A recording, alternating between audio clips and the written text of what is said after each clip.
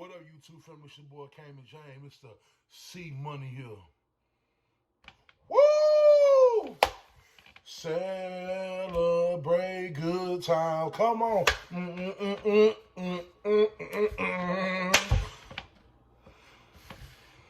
Well, Mr. B.O.B., Mr. Bill O'Brien, Mr. Booty Chin is gone. You know what's funny, y'all? I was literally watching every game like, okay, like, would it be a purpose in losing? Because Miami got your first and second round pick for next year. Would it be a purpose? But I said, about what I was talking to my brother and everybody who I rock with, they was like, here's the purpose. You can buy Bill O'Brien. I said, yeah, that's true, but I'm like, is we gonna do it? Because he should have got fired to the playoff game. But, I was like, okay, Cal just gonna give it down. All Cal wanna do is sit in that damn suite and sip his little drink, a little Hennessy, and he's like, oh, I said, okay. But you can see the frustrations. Okay, Casey game. Casey doing up everybody right now. But Baltimore, when not once, but twice within a year, you played Baltimore. Last year, you had a whole bye week. And he came out in the game and they beat you 41-7. Then, this year, you had 10 days off. What's that bull crap they said that they go on vacation after the game on Thursday night? Then you got 2-3. You still had 10 days to get ready for a game. Came out flat. Now, even though I'm one of the ones that thought that Baltimore game outside of Kiki fumble, and of course, Mr. Buttchin go for it on 4th and 1 on your own territory, which is stupid. I ain't understand that. And then I thought them two scenarios. I thought the Texans, offense been bad, but I thought the defense really played well outside them two scenarios. Because basically, when Kiki fumbled, the linebacker ran it back for a touchdown. And then on 4th and 1 when we didn't make it, you basically put Baltimore damn near in the red zone. You might as well. So I didn't really blame him, but just still overall, you didn't have your team overall prepared. And once again, you lost our double digits against Baltimore. Then Pittsburgh. You come out blazing. Well, I'm not blazing. Of course, the first couple of drives, first three, every time, but whatever. Then, what seemed like once adjustments, just y'all don't see the narrative here. Even though I'm gonna talk about this later in the video. Y'all don't see this. Both the Rockets and the Texans both got rid of coaches who didn't make adjustments. Like, I never understood that with Mike D'Antoni and with Mr. Bill O'Brien. I never understood that. You come out with a game plan, and then when it gets squashed, instead of making adjustments, it's, oh, no, okay. Ego. 7 years of ego. Because that's what's doomed him in the end. His damn ego, which I've been talking about for 7 years he's been here. I just started making a YouTube channel, YouTube videos, so nobody really heard my voice. But I've been talking about that. The man ego. Can't help it. Then, okay, come out in the Minnesota game. The writing was already on the wall. You had literally, now, like I said, I had predicted that we was going to lose our first 5 games. Well, okay, this is how I thought it was going to happen. I thought we would go 1-6. Maybe, because if we go 2-5, you can still keep them because 2-5 is not bad. I thought we would go 1-6. Because realistically, I knew that when I first saw the schedule, I said, you know what? He get ready to get up out of here. And it's funny. Shout out to Spitz. Shout out to Spitz because he said this. Because I ain't going to take the credit for it. He was like, is the NFL low-key wanting Bill O'Brien to come? It seems like it's crazy as this saying, though. We know the fans and us, we all want him gone. That ain't no secret. But it seems like, if I'm mistaken, maybe the NFL want him to lead the Texans too, because that first 7 games, it's like, damn, like, do you want Bill O'Brien fired? And you didn't put us on national TV outside the opening day game and then the game you're going to have on Thanksgiving against the Lions. It's like, damn, you really want us to lose. So something had to give. And of course, you come out, Minnesota. Even though, like I say, I'm muting the TV. I'm like, yeah. I mean, it's my team, but as long as that cancer was still here, I wasn't about to be crunk and watch the game. I mute that TV. Like I do last week, laugh. Look at this. Eddie Murphy. I'm just laughing my ass off. And even though I shouldn't have been watching the game, because the majority of the fans probably caught the game, or you see most fans at that game, put the little brown bag like I'm ashamed, and I watched it. Lost, as usual. Okay. So, I said to myself, after the game, I said, they're going to let him go. They're going to do that after the Jacksonville game. Because I seen that's how they let go Kubiak. Y'all remember, 2013. I remember this. Nobody else can tell me this, but I do. I remember this. I got good memory. Jacksonville beat you by a touchdown. I think it was by a touchdown with them on a Sunday. Then you played, like, it was weird, but I don't know who did the schedule that year. We literally played Jacksonville back-to-back within 4 days of each other. No, I think 4 to 5 days of each other. Yeah, Sunday, Monday, Tuesday, Wednesday, Thursday. Yeah, 5 days from each other. I'm like, that's weird. We got to play Jacksonville 2 times within 5 days? So, we play them and lose both games. And right on cue. Well, funny, Cameron that way until 3:45 in the afternoon to do it. Well, let me not say that when he waited, the media broke the news around 3:45, 3:50 in the afternoon. Byron Manel didn't wait. I was watching it. Funny, I was at home. I think I was out of work, whatever. I forgot what I was doing. So from network, next thing you know, I see Ian Rappaport.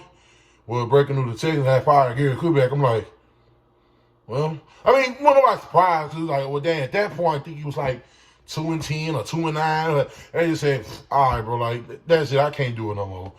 So, and rest his soul, he did, Bob Manel. The famous line, I'll never forget it, when they fired Kubiak. We're a winning football team. We want to win, we want to do this and that. And we don't like losing. And we don't like it. If anybody know that conference, I watched that whole thing. It's hilarious. But like I said, rest his soul, he did. Now, but I'm just letting you know what happened.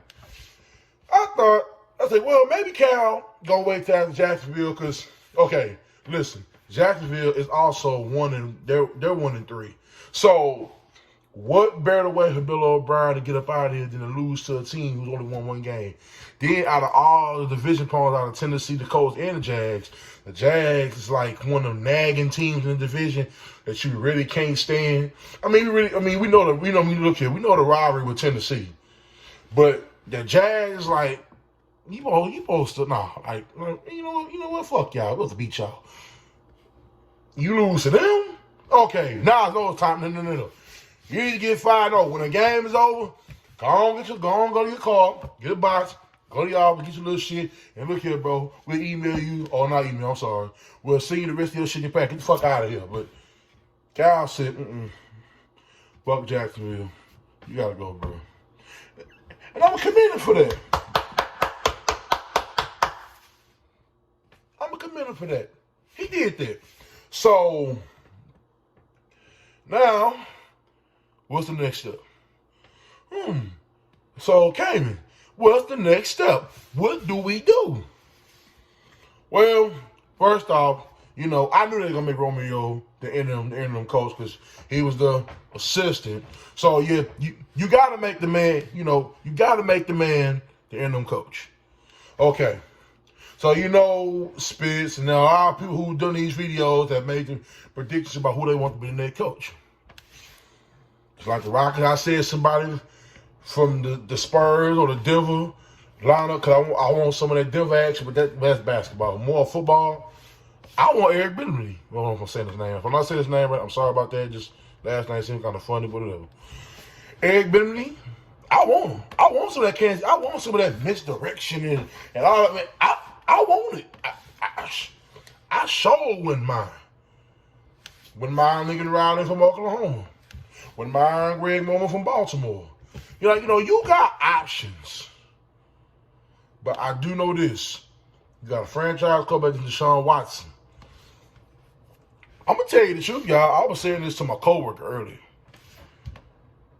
Deshaun Watson low-key played Bill O'Brien. Check it out.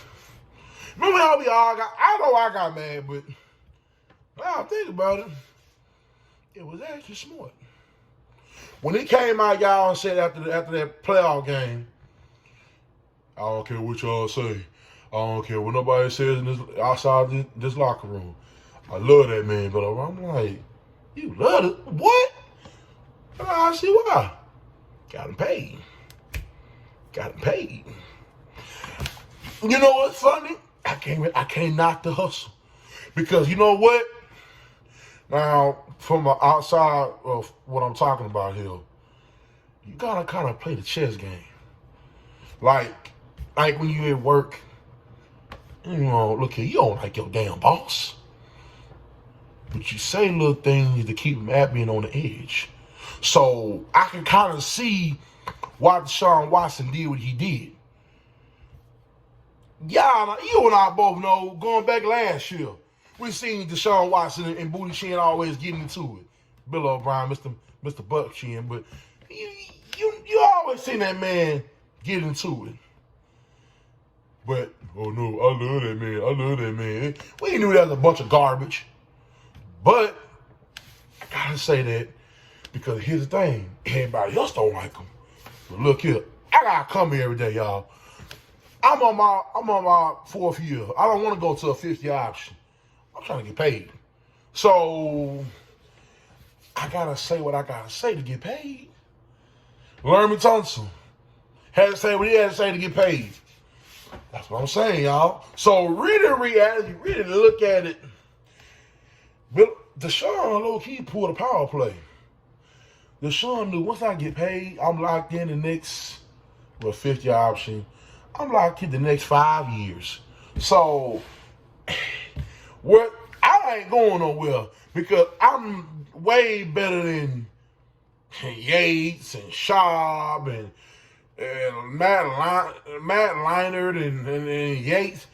Whatever quarterback you want to, Brandon Wheaton, Sage Rosenfeld, like Case Keenum, I'm betting all them dudes. Tom Savage, Brock Osweiler, and the list goes on and on. I'm betting all these dudes. So I know God ain't gonna get rid of me, because that'd be the dumbest thing in life. So if once I sign that contract, I'm locked in for the next 5 years. You not. So and it was pressure on Bill O'Brien. Now, I had a friend that told me that the Texas players didn't want Earl Thomas. But I'm like, I don't believe that. Like I say, I would do much more research on that, but I don't believe that because that's a game changer. Seriously, y'all. Eric Murray? No.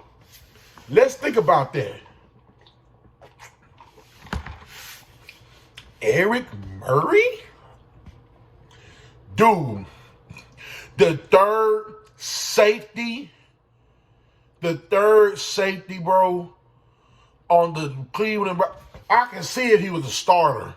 You were, okay, he got a little clout. the third safety, bro, and you get that man a 3-year, $20 million deal, are you serious, bro? Once again, I said it, y'all, for 5 years. I had a homeboy who was, I don't know why he was a Bill O'Brien, which I ain't gonna put him on Front Street like that because, you know, that's my homeboy. But, bro, I know the 2 reasons why he liked the Bill O'Brien, but, bruh, if anybody outside my homeboy, if anybody else was a fan of Bill O'Brien, y'all just like that man, bro, because, this is my opinion, a lot of people like that man because if y'all was, he coached Tom Brady. First of all, Tom Brady, before Josh McDaniels and Bill O'Brien, Tom Brady had 4 offensive coordinators going on 5th right now with Bruce Arians, bro.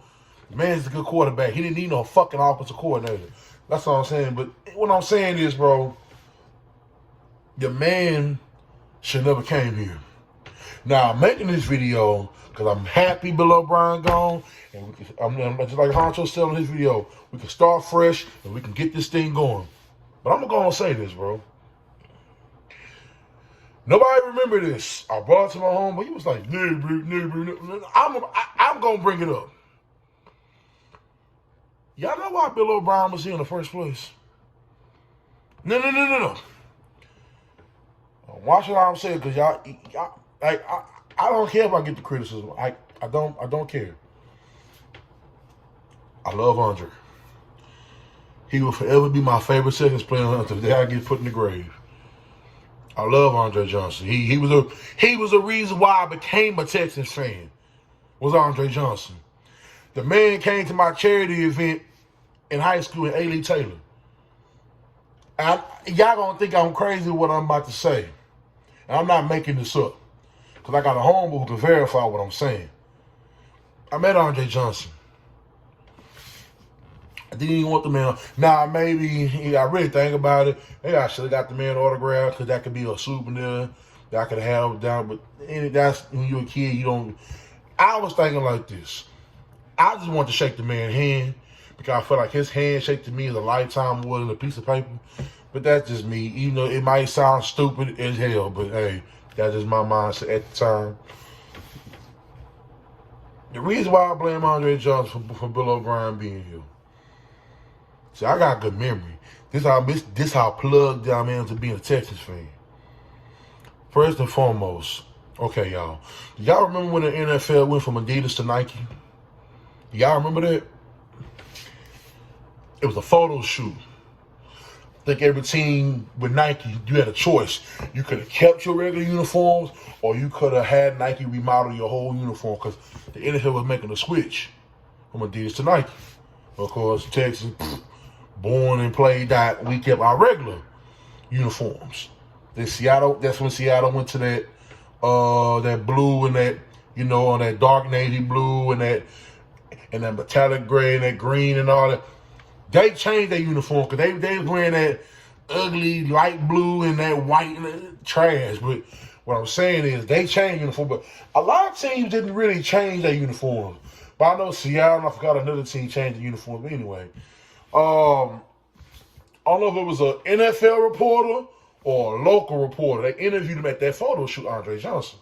Because at the time, it was 2013, even though Andre is in the time, I think it's year 12. Yeah, I think it's year 12. Well, going into year 12. They asked him, what do you think the team needs to do? Because we were, like, I don't know if you remember, we was coming off that 12-4 season. When we got the division, and of course, y'all know what happened. We got spanked by New England when they had Aaron Hernandez and all that. And they asked him, what can we do to improve our team? I said, he says, we need to be more like the Patriots. We need to emulate what they do. Now, me and my friend argued earlier. Bro, what do you mean by that? They're going to listen to that player. They're going to listen to the players, bro. Who's the players, bro? They just signed the paychecks. I'm like, bro. That's the man. That's Andre Johnson. Remember, y'all, Andre don't talk like that. Even to this day, I got Andre on Instagram and all that. He don't talk like that. He only talk when it's necessary. So when Andre speaks, it speaks volumes. Okay, so y'all know what happened. 2030. Well, no, In that same interview, he also said, I wouldn't mind number 2 receiver because it can help our offense a lot. And of course, here comes DeAndre Hopkins. And we see what he is today. So, when he speaks, people are going to listen. It's Andre Johnson, man. He's like the killer assassin. He's silent. But when he speaks volumes. So, with that being said, y'all know what happened. Started off 2-1. And then after that, we lost every game after that. My point is this. The next offseason, we bring in Bill O'Brien. Because he came from New England. So, mind you, this dude was an average coach at Penn State. Average. Oh, I'm sorry. Because just like going to get lazy, we couldn't get no raw coach. So we listen to Andre. Okay, to me, why you didn't go after Josh McDaniels? If you wanted to go out, if you was going to get a New England person at that time, you should go after Josh McDaniels. If I'm not mistaken, I think Josh McDaniels just got back to New England because he didn't do that well in Denver. But maybe he could have did well with Matt Schaub and all that. But you got Bill O'Brien. Okay, I want you to get that out the way, y'all. I gave Bill O'Brien a pass in 2014. I didn't blame him. First year, implementing the system. He learning his way. I gave him a pass in 2014, like every new coach. But in 2015, 9-7. Before Andrew Luck got a line and all this other, when the division was trash. 9-7. I'm like, bruh. 2014, 9-7. 2015, 9-7. 2016, 9-7. Now, 2017, Deshaun tears ACL, and you go, they were 4-12. All right, okay. 2018, 0-3 start, and you win 9. I remember that year, you had an easy schedule that year. And then last year, you went 10-6, even though you could have went 13-3 easily. You shouldn't have lost to Denver. You should have lost to Carolina, and I forgot what. I think you lost, and I'll be real with you. You should have lost to the Colts, but hey, that's just me. You could have went 3-13 easily last year. You did a couple of bonehead games. So we think about as we leave the Bill O'Brien train and get on to a new coach train.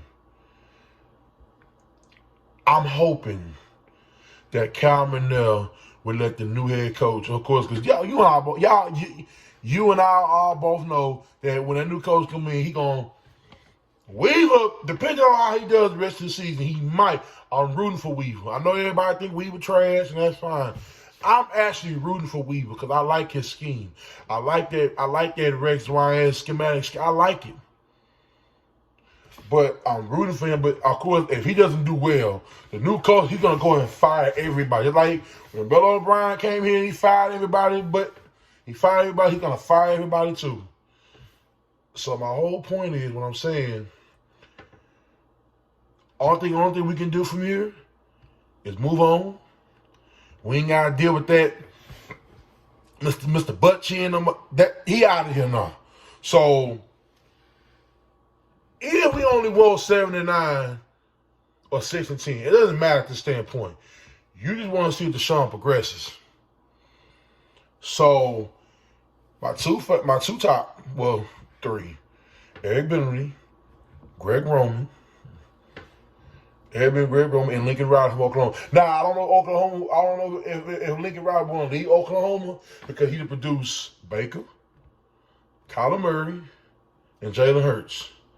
I don't know if he want to leave that because he got some Dabo Sweeney going on where a lot of players become good when they go play from under him. So we'll see how that play out. But for the most part, low key for the most part, you know for sure Greg Roman and Eric Bentley should go. To me, please, y'all, if I'm the Texans, please don't go outside them top 2. Lincoln Riley is a dream. Maybe Byron Leftwich from Tampa, but like I said, we'll see. But I know top 2 for sure. Greg Roman and Eric Bieniemy. Well, to me, you can't go outside them 2. I'm sorry. Now, what you can do, because everybody know Atlanta gonna fire Dan Quinn at some point. Now, what you could do, bring in one of them top 2, and bring in Dan Quinn as your D coordinator. Now, here's the thing with Dan Quinn. He looking at where Atlanta, he ain't just, man, that's Atlanta. Some coaches are just not good at being a head coach. Some people like Wade Phillips, some people like Kubiak, they're just meant to be coordinators. And stick with you being a coordinator, because when you're a head coach, you got multiple responsibilities outside of just focus. Even though your main background might be offense or defense, when you're a head coach, you have to worry about every phase of the team, not just one phase of the team. But that's my take, y'all. Like I said, I'm excited. I'm happy. It's been a while. I need to be more consistent with my videos, man, because I know y'all like what I got to say. Y'all know we got to put it down for the H. Kyle, about time, man. I'm proud of you, and I'm glad you did this. Did this to serve for you. You know, all this COVID and all this crap going on, at least you can put a smile on a fan's face. And we gonna do this. Like, subscribe, y'all. Cayman James here. C Money here. I holla. Peace.